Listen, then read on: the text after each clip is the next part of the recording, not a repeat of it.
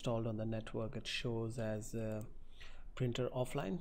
So what happens when you go to print any document, and you would see that your printer is coming basically offline, but in reality your printer is on, it's connected, it's just not printing, it's showing us offline. There's a very simple fix for this. All you got to do is you go to your search bar, go into control panel, then you go into your devices and printers.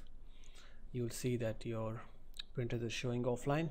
All you got to do is right click on that, go to printer properties, and you got to select ports, go to your printer, go to your port. It's already checked there.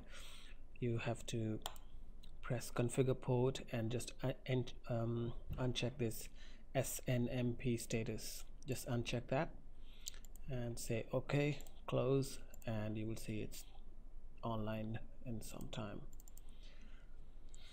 Yeah, there you are. There you see it's online now. So yeah, that's a simple fix, and I'm not sure if it happens in Windows 8, but it's definitely happening in Windows 10, and this is on network printer. So thanks guys.